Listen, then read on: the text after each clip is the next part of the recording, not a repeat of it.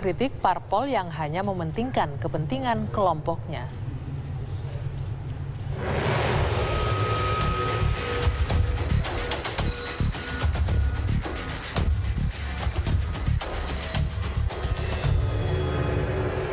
Dalam pidato kenegaraan hari ini, Presiden Joko Widodo mengkritik kinerja media.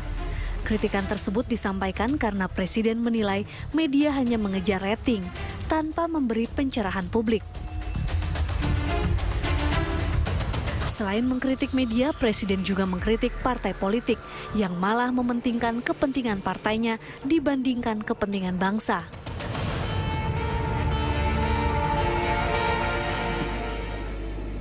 Menipisnya nilai-nilai kesantunan dan nilai-nilai tata krama juga berbahaya bagi kelangsungan hidup berbangsa.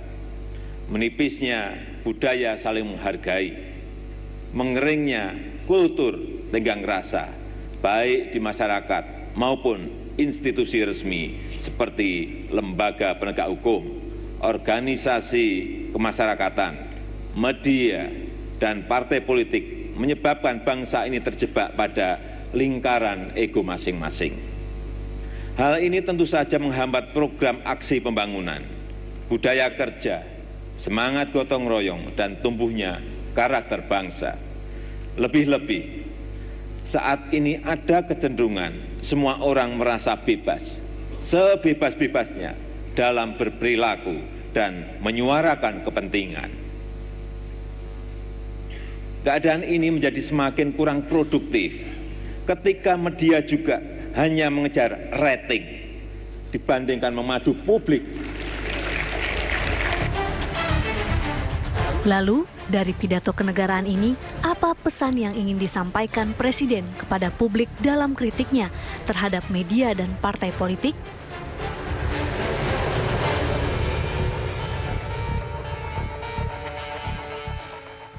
Selamat sore Mbak Anggi. Iya.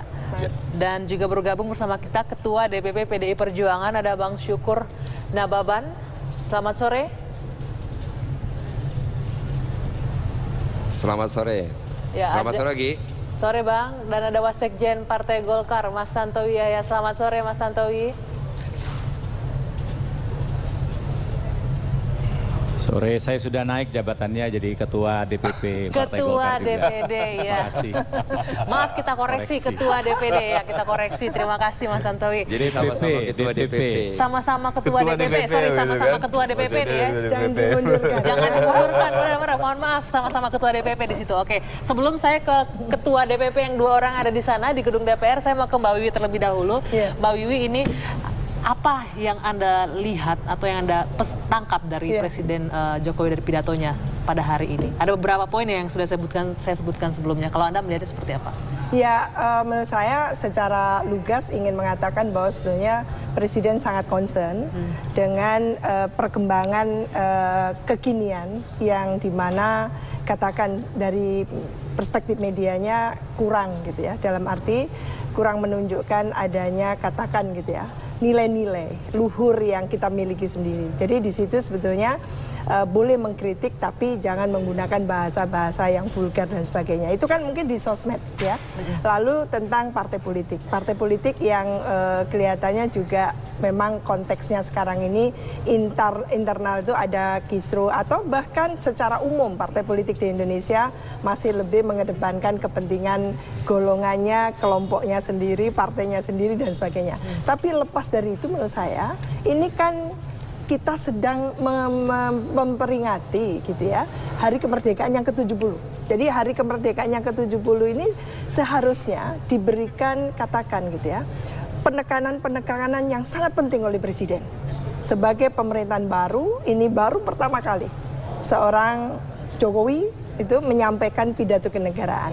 Ya. Seharusnya nuansa tentang nasionalisme tidak melihat itu dalam pidato Presiden. Jadi menurut saya ada rasa yang nasionalisme, kemerdekaan, kebangsaan itu yang harus disampaikan sebelum menukik ke yang kecil. Jadi itu yang diberikan payungnya. Sebagai seorang presiden itu mengatakan bagaimana kita memaknai gitu ya kemerdekaan kita yang ke-70 dengan menonjolkan kembali, mengedepankan kembali rasa nasionalisme kita, kemerdekaan kita, kebangsaan kita. Apakah kita sudah merdeka? setara dari perspektif pers. Apakah betul-betul pers Indonesia ini sudah bisa dikatakan pers yang merdeka, gitu ya? Menurut saya siapa lagi yang mengkritisi, gitu ya, jalannya pemerintahan ini kalau tidak persnya ikut campur. Kalau menurut saya ini pers ini kan pilarnya demokrasi, jangan lupa itu. Nah, ini yang menarik tadi seperti yang telah kita sampaikan, bagaimana Presiden mengkritik media begitu, terlalu mengejar rating dan berita-berita sensasional. Padahal kita tahu dulu juga Pak Jokowi adalah media daring, jadi Presiden mungkin salah satunya juga karena media. Iya, betul. Ini ya memberikan satu refleksi yang agak awkward, aneh gitu ya. Karena bagaimanapun juga mungkin selain Pak SBY, Pak Jokowi ini adalah salah satu presiden yang menang karena media dan lembaga surveinya, kan gitu. Ini presiden yang betul-betul diunggulkan oleh media. Oleh karena itu, kalaupun media katakan ya masih tidak on the right track, harus ada fairness di situ menilai media. Menilai partai politik kita harus ada fairness sebagai presiden ya. Bagaimanapun juga tadi saya katakan harus dikontekkan dengan bagaimana nasionalisme kita, kebangsaan kita, kemerdekaan kita. Dalam 3 icon tadi itu payungnya diturunkan. Bagaimana seorang presiden sekarang mendorong agar demokratisasi di Indonesia ini maju dengan dipelopori oleh partai politik yang juga didorong oleh presiden. Jadi tidak sekedar mengatakan bahwa pemerintah netral, tidak bisa, full stop, titik. Tapi pertanyaan benarkah pemerintah netral? Nanti kita akan lanjut ke sana ya. Saya mau ke Bang Syukur terlebih dahulu. Bang Syukur, tadi dikatakan Mbak Wiwi ini tidak ditangkap dalam pidato Jokowi tadi bahwa mengedepankan nasionalisme dan semangat kebangsaan. Justru malah langsung ke turunan-turunan di bawah yang mengatakan media jangan hanya sibuk mencari rating lah, parpol jangan sibuk dengan kepentingan kelompok sendiri. Nah sekarang bisa dijabarkan mungkin kalau boleh Anda menganalisa juga sebagai partai pendukung, apa sih maksudnya media yang hanya sibuk mencari rating sensasional saja, berita-berita yang sensasional saja?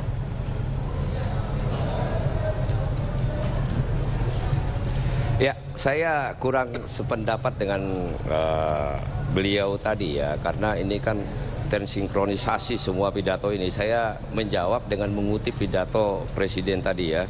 Saudara-saudara sebangsa dan setanah air, sejarah telah mengajarkan kepada kita kunci untuk mengatasi persoalan-persoalan yang sekarang itu adalah persatuan. Nah, ini kan sudah ada di sana nasionalisme. Nah, terus beliau mengatakan pada tahap awal kemerdekaan, maka modal kita merdeka itu adalah persatuan, keterikatan antara pemimpin dan rakyat, rakyat dengan pemimpin, pemimpin dengan pemimpin, rakyat dengan rakyat. Nah, itulah yang membuat kita merdeka. Nah, di dalam mengisi kemerdekaan itu sendiri, nah, konsolidasi demokrasi sudah selesai. Tetapi yang dibutuhkan di masa sulit yang sekarang untuk mencapai tujuan kemerdekaan itu tentu diperlukan kita tetap kompak, kita tetap bersatu. Nah, tentu yang dikritik adalah seluruh stakeholder, bagaimana kita, adat kita, budaya kita sebagai orang timur yang memiliki kesantunan, di mana kita semua di dalam satu fokus, satu gerak langkah untuk membangun bangsa ini sesuai dengan tujuan daripada kemerdekaan itu sendiri. Nah, itu semua lengkap di pidato Pak Jokowi tadi. Saya pikir ini mengingatkan kita semua apa arti daripada kemerdekaan itu, dan mengingatkan kita semua bagaimana cara mencapai kemerdekaan itu. Kita tidak meninggalkan, kita tidak boleh meninggalkan akar daripada budaya kita, kesantunan dan juga persatuan itu sendiri. Ya, mungkin Mas Tantowi punya pendapat lain, apa yang dikatakan oleh Mbak Wiwik dan juga Bang Syukur berlainan. Jadi unsur-unsur nasionalis yang seharusnya kita ketahui dalam pidato menjelang momen kemerdekaan Republik Indonesia 17 Agustus. Mas Tantowi punya catatan tersendiri? Ya, jadi berbeda dengan sahabat baik saya ini, Syukur Nababan. Saya cenderung sepakat dengan apa yang disampaikan oleh Mbak Wiwi di studio. Saya rasa seluruh rakyat Indonesia, apalagi anggota DPR, itu berharap banyak pada Presiden ketika dia menyampaikan pidato kenegaraan pertama, apa yang biasa disebut dalam bahasa Inggrisnya itu big speech. Jadi pidato yang besar begitu, yang mencakup nilai-nilai kenegarawan seorang presiden, kemudian unsur nasionalisme dan hal-hal yang memayungi kita untuk menjadi warga negara dan bangsa Indonesia yang baik. Itu tidak kita dapatkan, tapi kalau kami ya tidak begitu surprise ya, karena sedari awal Presiden Jokowi ini jarang berbicara mengenai isu-isu besar. Jadi beliau itu selalu berbicara dalam konteks mikro atau konteks teknis yang sesungguhnya sebenarnya itu adalah ranah dari pembantu beliau. Tapi nggak apa-apa, paling tidak dari apa yang disampaikan oleh beliau tadi ada dua hal yang menurut saya justru terjadi anomali. Pertama, beliau secara terang-terangan mengkritik media yang sudah mengantarkan beliau menjadi Presiden Republik Indonesia ke-7. Saya sepakat, apalagi saya di Komisi 1, bahwa lembaga penyiaran kita, khususnya lembaga penyiaran swasta, sudah terjebak pada rating. Sehingga rating ini menjadi dewa, sehingga hampir semua stasiun televisi swasta itu cenderung acaranya seragam. Karena mengacu kepada hasil yang dibuat oleh satu-satunya lembaga survei di Indonesia yang tidak pernah diaudit pula cara kerjanya. Sehingga karena, mohon maaf saya menggunakan kata, hampir semua lembaga penyiaran swasta itu menghamba kepada hasil rating tersebut, maka acara siaran di televisi itu kurang lebih dari satu stasiun ke stasiun yang lain itu sama. Saya rasa ini kritik yang sehat, tapi itu anomali. Nah, anomali kedua, Bang Syukur, adalah bahwa beliau mengatakan bahwa dari banyak persoalan besar yang kita hadapi saat ini, hanya satu kuncinya untuk menghadapi, yaitu persatuan. Saya kutip pidato Presiden. Untuk menghadapi permasalahan-permasalahan kita saat ini, kuncinya adalah persatuan. Jangan ada lagi perpecahan di antara kita, apalagi yang dikarenakan dikarenakan oleh politik. Hei, mari lihat apa yang terjadi sekarang ini. Kegaduhan-kegaduhan di parlemen, kegaduhan-kegaduhan politik. Lihat saja apa yang terjadi di partai saya, Partai Golkar dan P3. Itu adalah awal dari tidak adanya persatuan di antara kita. Jadi kalau Presiden setuju kami bahwa untuk mengatasi permasalahan ini, we have to be united. Saya tidak melihat tidak akan berbicara ke sana, tapi outputnya adalah kita tidak bersatu karena pemerintah membiarkan paling tidak ada dua partai politik yang tidak bersatu. Padahal kalau dua partai politik besar ini di DPR dirangkul oleh Presiden, kemudian dicari solusi atas permasalahannya, ini akan menjadi bagian besar dari kinerja yang akan mendukung, bagian besar yang akan mendukung kinerja Presiden, yang pada akhirnya itu akan menuju kepada persatuan itu sendiri. Jadi bagi saya itu anomali sekali, mengharapkan persatuan tapi pada kenyataan realitasnya. Yang saya garis bawahi tadi, pemerintah membiarkan terjadi kekisruhan ini. Nanti Bang Syukur boleh menanggapi benar demikian yang terjadi sekarang. Dan boleh ditanggapi juga, Presiden tadi berbicaranya terlalu mikro, tidak sebagai kapasitas sebagai Presiden, tapi melainkan mengambil hal mikro yang harusnya disampaikan oleh pembantu-pembantunya Presiden. Nanti jeda dulu, Bang Syukur, kita akan kembali sesaat lagi. Usai jeda. Jangan ke Bang Syukur yang terputus tadi, yang mengatakan bahwa Mas Tantowi bilang ini harusnya mengedepankan persatuan, juga bagaimana itu anomali, dan juga kondisinya banyak ada beberapa parpol besar yang sempat terjadi konflik internal dan pemerintah terkesan membiarkan di sana. Bang Syukur, itu yang pertama. Yang kedua tadi, Presiden ini melakukan langsung ke hal-hal mikro begitu. Itu kapasitasnya pembantu Presiden, harusnya bukan Presiden yang mengurus itu. Bagaimana Bang Syukur?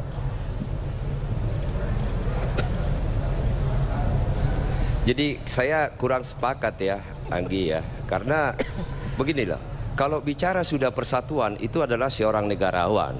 Artinya persatuan yang dimaksud adalah seluruh stakeholder bangsa, kita dari semua berbagai suku, kita semua berbagai agama dan seluruh pulau-pulau yang ada di Republik ini. Nah, itu sudah bicara tentang Bhinneka Tunggal Ika, ya. Itu sudah bicara tentang kenegarawanan. Apalagi Presiden tadi di pidatonya menyinggung bahwa pada saat kita merebut kemerdekaan itu dibutuhkan ya kekuatan hubungan antara seluruh stakeholder, pemimpin dengan rakyat, pemimpin dengan pemimpin, rakyat dengan rakyat, ya, terus sinergisitas. Nah, itu yang kita butuhkan di dalam mengisi kemerdekaan ini. Itu yang kita butuhkan di dalam mendorong, mewujudkan tujuan daripada nasional, tujuan daripada kemerdekaan. Nah, maka yang disampaikan kritik itu bukan hanya kepada satu stakeholder seperti teman-teman media. Nah, saya pikir ini menjadi introspeksi kita semua untuk kita bisa mencapai mewujudkan tujuan kemerdekaan itu seperti tadi yang disampaikan, ya, ada sinergisitas antara penegak hukum, ya, media bertanggung jawab, terus kemudian kesantunan dan macam-macam. Nah, artinya Syukur, inilah yang kita butuhkan sekarang ini. Persatuan seperti inilah yang kita butuhkan sekarang ini. Ya. Maaf saya potong, saya juga mengutip pidato Presiden yang mengatakan menipisnya budaya saling menghargai, mengeringnya kultur tenggang rasa baik di masyarakat, institusi hukum yang Anda sampaikan tadi, penegak hukum, media dan partai politik. Nah, maksudnya apa di sini Presiden menekankan hal yang seperti itu?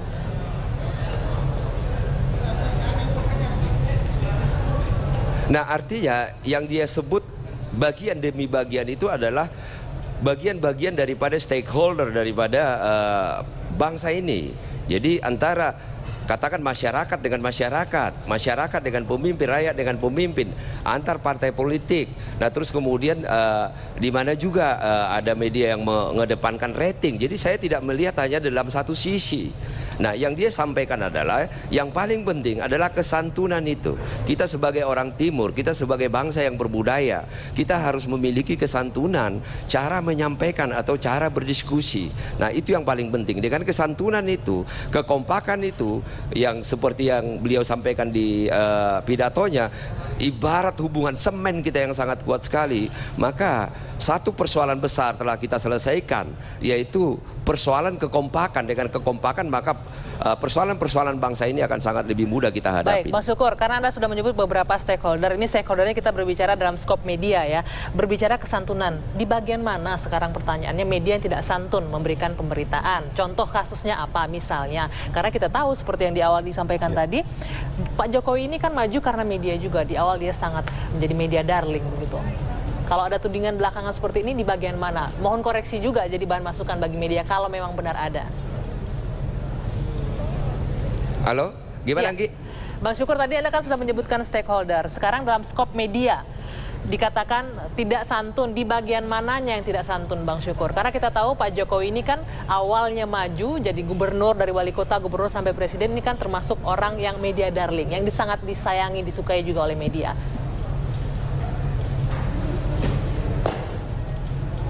Ya, saya tentu tidak bisa mendefinisikan satu demi satu ya, satu demi satu apa yang Presiden maksudkan. Tetapi contohnya misalnya demi kepentingan nasional, misalnya kepentingan nasional seperti misalnya masalah-masalah rasis dan macam-macam, kan tentu harus ada saringan, saringan pemberitaan dan macam-macam, kan itu yang paling penting. Tetapi saya tidak bisa mendefinisikan satu demi satu apa sih persoalan-persoalan yang dianggap bahwa teman-teman media itu sekarang ini posisinya hanya mengejar rating ya. Tetapi ya kita tidak bisa menutup mata dan kita tidak bisa alergi dengan kritik-kritik kan. Yang penting adalah bahwa semua stakeholder bangsa ini ya harus siap untuk kita lebih berbudaya, lebih santun, dan yang paling penting adalah yang Presiden katakan tadi ya, kita harus bersatu, itu yang paling penting. Baik. Mas Tantowi dan Mbak Wiwi mungkin bisa memberikan komentar juga.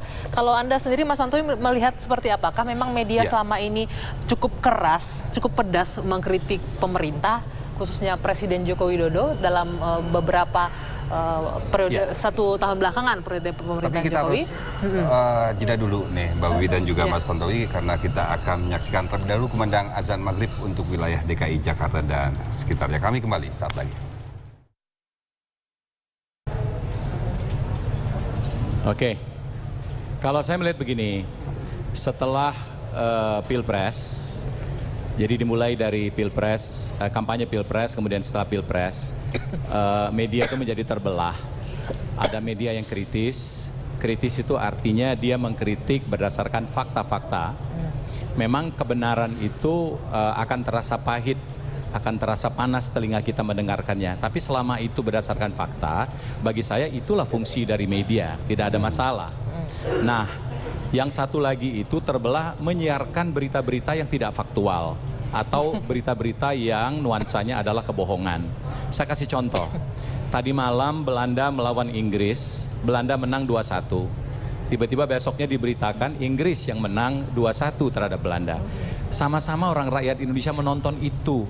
Kok tega-teganya ada media yang membalikkan hasil pertandingan. Kurang lebih seperti itu. Nah, kalau hal-hal seperti ini menurut saya itulah yang disebut dengan pelanggaran pers. Karena pers itu, media itu tugasnya adalah menyampaikan, memberitakan. Tapi tidak boleh membuat opini, apalagi memutarbalikkan fakta. Nah, dua hal ini menurut saya yang menjadi pemandangan kita sehari-hari. Semuanya melakukan itu atas dasar keberpihakan kepada presiden ataupun siapa yang ingin didukung, atau juga bisa juga dilakukan atas nama memenuhi keingintahuan dari publik terkait dengan isu-isu yang aktual. Nah, kalau mengenai kritikan presiden, saya sepakat tadi dengan Anggi bahwa ini sebenarnya lebih ditujukan kepada media sosial yang cenderung menggunakan kata-kata yang sudah di luar batas-batas kita sebagai warga negara Indonesia, orang Timur yang menjunjung tinggi kesantunan, menjunjung tinggi keberadaban. Nah, sekarang kalau kita lihat ya, kita baca saja media online, beritanya sih nggak apa-apa sesungguhnya. Tapi mari kita lihat komentar dari para pembaca di bawah itu. Kadang-kadang sangat sadis. Nah, kalau menurut saya ini ada dua kesalahan. Pertama, sudah tidak ada lagi filter kesantunan di masyarakat kita, sehingga membabi buta dalam mengkritisi seseorang, bahkan seseorang itu adalah kepala negara yang kita pilih bersama. Nah, kemudian juga tanggung jawab atau kesalahan kedua adalah di editor dari media tersebut. Mbok ya komentar-komentar seperti itu nggak usah dimasukkan. Filter Ya, begitu, langsung disaring aja dulu. langsung aja di-cut, langsung saja diedit. Ambillah yang beradab tanpa mengurangi esensi maksud dari pengirim pesan tersebut. Nah, ini menurut saya hal yang memang harus kita atur. Bahkan dalam konteks-konteks tertentu kami itu sepakat pasal penghinaan itu dihidupkan, tapi definisi penghinaan itu yang harus kita. Yang disebut penghinaan itu apa? Tidak boleh nanti semua orang ditangkepin hanya karena mengkritis keras. Menyatakan pendapat, menjalankan kritik begitu ya. Oke, baik Mas Tantowi. Ini ke Mbak Wiwi tadi sudah dikatakan. Tapi ada hal yang menarik juga bahwa Presiden juga mengkritik banyak sekali media mengeluarkan berita atau mencari berita-berita sensasional. Ini perlu digarisbawahi, sensasional. Apakah Mbak Wiwi juga melihat ke hal tersebut? Tadi kalau kata Mas Tantowi sih sepertinya proporsional, bahkan hal-hal yang harusnya memang fakta ya harus dikeluarkan, itu adalah media yang ideal gitu ya. Iya, jadi menurut saya apa yang sudah terjadi ini kan harusnya dicarikan solusinya. Jadi tidak hanya sekedar melis lagi permasalahan, tapi kalau kita bedakan, media ini kan ada media cetak, media elektronik, ada media sosial gitu ya, medsos yang seperti itu, Twitter, Facebook dan sebagainya. Lah, memang di medsos itu kan antah berantah, orangnya tidak menampakkan dirinya kan gitu, sehingga diskusi atau dialog itu kan liar sekali. Lah, itu yang harus dicarikan solusinya. Menurut saya, negara ini kan punya pemimpin. Jangan lupa, negara ini punya pemimpin.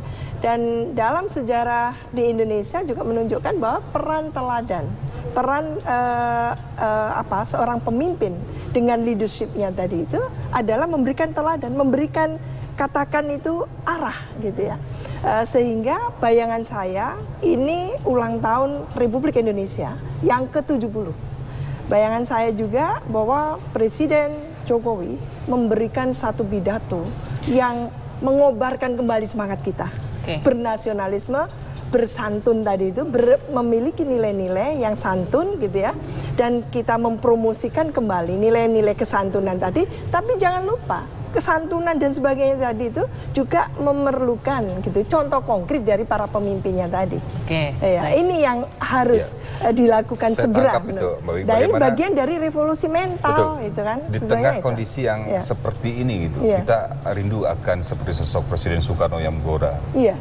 Mengeluarkan jiwa nasionalisme. Terus di luar negeri pun sama, seorang Presiden Amerika Obama juga di tengah kondisi. Mungkin itu harapan Mbak Wiwi. menjelang. Iya, karena sudah ada kesadaran bagi kita semua bahwa ini negara tidak hanya ekonominya lesu, anjlok gitu ya, merosot, tapi juga nilai-nilai gitu ya, keberadaban kita sebagai warga masyarakat, warga negara gitu ya. Oleh karena itu ya inilah pemimpin hadir di situ mengatakan di usia Indonesia yang ke-70 bahwa kita harus gitu ya mengedepankan kembali rasa nasionalisme kita, nilai-nilai kebangsaan kita, tata krama kita sebagai warga negara dan sebagainya. Kalau itu yang dilakukan, tentu kita sangat hormat. Nah, mungkin harap maklum karena pidato yang pertama kali karena untuk itu nanti tahun depan kita tunggu. Tapi tidak bisa seperti itu. Satu, ada semuanya institusi dan staf. Mbak Wiwi, balik lagi ke omongan Mas Tanto tadi. Saya setuju juga Mas Tantowi, kalau memang fakta emang harus ada yang dikritik ya silakan dikritik karena memang fungsi media kan sebagai pengawasan dan juga kontrol. Jadi tidak ada yang salah dong harusnya dengan itu. Jadi tadi saya katakan bahwa kita harus fair. Menilai siapapun, termasuk menilai pemerintah, kita juga harus objektif, fair ya. Fairness itu harus menjadi bagian dari kita berdemokrasi. Itu menunjukkan bahwa kita memiliki nilai-nilai kematangan dalam berdemokrasi. Itu oleh karena itu kalau media menurut saya ini kan sebagai pilar penting demokrasi. Jangan dipisahkan media ini dari proses demokratisasi. Dia memegang peran penting. Contohnya adalah pemilu presiden langsung sejak 2004 sampai sekarang. Demikian juga pilkada-pilkada itu juga memerlukan peran penting dari media. Oleh karena itu silahkan sekarang bagaimana aturan main supaya media gitu ya yang dinilai mungkin menjadi katakan duri dalam daging dari dalam demokrasi mananya kan gitu. Harus lebih jelas ya. Nah, saya balik lagi ke Bang Syukur terakhir. Bang Syukur, apakah tadi sudah disinggung Mas Tantowi, apakah ini menjadi pintu masuk untuk menghidupkan lagi, memasukkan pasal penghinaan presiden dalam revisi RUU KUHP?